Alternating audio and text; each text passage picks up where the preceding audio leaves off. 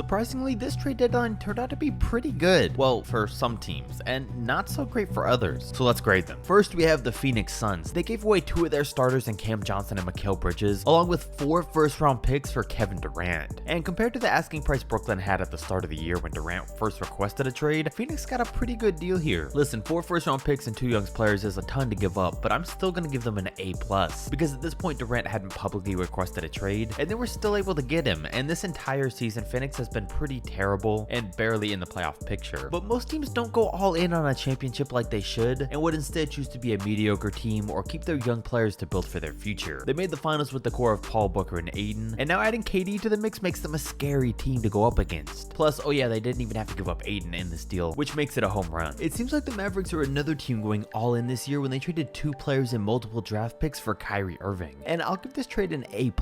Clearly, whatever the Mavericks were doing wasn't working. They were barely in the playoff picture, and Luka needed more help with the Mavs desperately missing Jalen Brunson on the backcourt, so they brought in Kyrie. We already know Irving can play off the ball, seeing how he volunteered to play shooting guard to let James Harden run point for those 10 games or so in Brooklyn. But even on the Cavs, he had no problem playing off the ball when it was necessary. While at the same time, it was to a lower extent, but Luka meshed well with Brunson, who had the ball in his hands a lot. Plus, he's a great enough player that I'm sure he'll be able to adapt. I think this was a great attempt by the Mavericks to try something out and experiment with Luka. Chances are probably though that Irving re-signs with the team, seeing how he's an unrestricted free agent this offseason. But that's the thing that makes this such a good trade. If they do good and he resigns, then great. And if not, they now have enough cap space to sign a max player in the already heavily talented free agency pool of 2023. Like I said, what they were doing with Finney Smith and Spencer Dinwiddie wasn't working anyways, so they really didn't lose out on a ton. And I really like that Dallas decided to jump on the opportunity once Irving requested a trade away from the Nets, who unfortunately had Kyrie Irving request a trade days before the deadline, causing them to have to blow everything up. They went from being a top seed in the East earlier in the year to completely resetting, which rarely ever happens. So they lost KD and Kyrie, we know that, but I'm not mad at them. In return, they got Spencer Dinwiddie, Dorian Finney-Smith, Mikal Bridges, Cam Johnson, and 5 first-round picks. I don't think these players and their new team all fit together by any means, but they're all young and they have a ton of future assets to build around. So given how the situation was sprung on them and how they reacted, I'd give them a B+. But speaking of completely switching up a team, the Los Angeles Lakers and Rob Pelinka deserve a gold medal. They went from a team that was hard to watch to now a team I can actually see making the playoffs and being a threat if they can stay healthy. I don't know how they managed to do all this. I think they just targeted teams with bad GMs and were able to make deals that worked. Because how else would they have gotten 3 young players in return for Westbrook? I mean, D'Lo for Russ would have already been lopsided in their favor.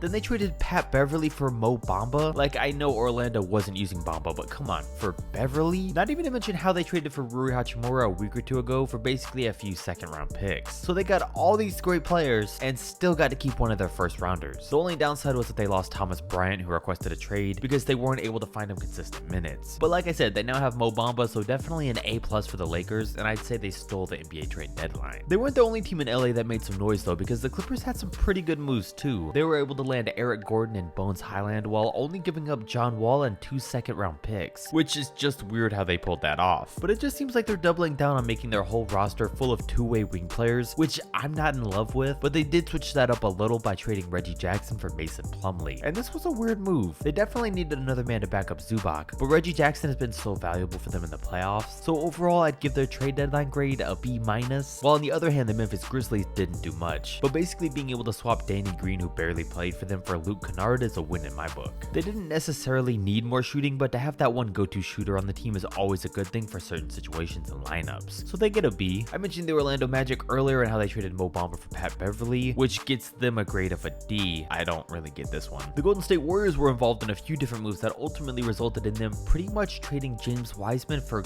Gary Payton II, who they let walk in the offseason instead of re-signing him. Payton was a big piece of the Warriors and they've definitely missed his defense so far this year, but they let him walk after last year, then traded him back for the 2nd overall pick in Wiseman, a former 2nd overall pick for a former 2nd round pick. Warriors management has handled everything from drafting to trading players so perfectly for the past decade, up until recently. And I know they did it to save a lot of money too, but this one hurts my head to think about. I think they could have done better. D grade for Golden State. On the other hand, a real title contender in the Milwaukee Bucks brought in Jay Crowder for basically 5 second-round picks, which was a good deal for Milwaukee. Crowder's a good fit in their system, so B+ plus. Not really much else they could have done. The Charlotte Hornets were expected to make some big moves at the deadline. They have Gordon Hayward, Kelly Oubre, PJ Washington, and 2 starting point guards, and they did nothing except trade for another point guard. So now they have 3, and still a ton of guys on the roster that they don't need. Honestly, no surprise here, the Hornets get an F. Another team that was expected to make some big deadline moves was the Toronto Raptors, but it didn't happen. They have a roster full of guys that could have been on the move, and seeing how there's a lot of problems with their team right now, guys soon becoming free agents, and the fact that they don't have a good mix of players, it was surprising to see them do next to nothing. They did trade for Jakob Poeltl, which was solid, but now when you factor in that he's going to be a free agent at the end of this year, the move everyone was waiting for was an OG Anunoby trade, and even though multiple teams offered 3 first-round picks for him, they declined because they said it wasn't enough. There's not much more they could have gotten for him, and this was definitely a failed offseason for just a straight-up bad team right now, so D-